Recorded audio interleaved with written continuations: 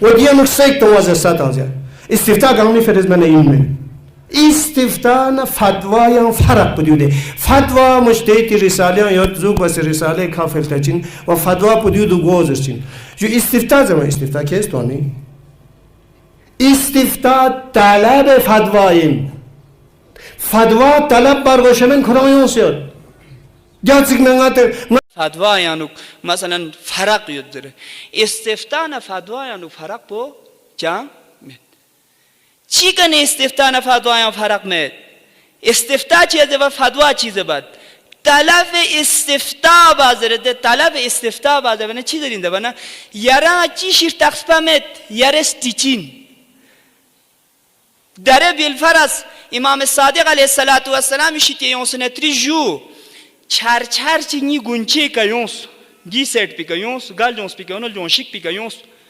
یقین ود نگاه چار یون زربایت پو نیدی که چهتو پو حسابات باز زربایت پو نگاه تخصپایت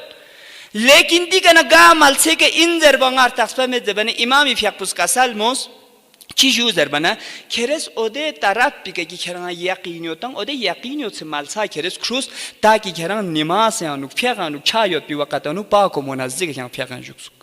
یعنی دی که عمل مباسان یا استفتاء که عمل بچه من نکتو راویز امام صادق کنیتیز استفتاء بس سوال بس 30 پتا مچان مسائل شریفو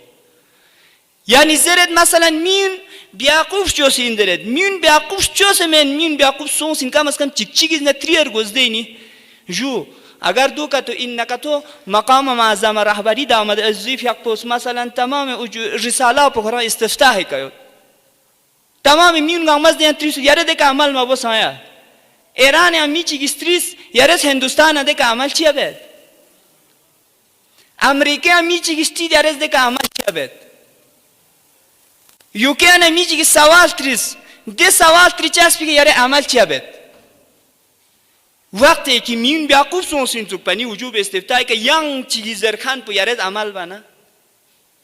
جو وقتی که فقیه کنه طلب استفتاء بنا فتوا کو به طور کلی کا بیان بچه این خارجی نه جنگ دو چیز بنا ربط فقیس کرد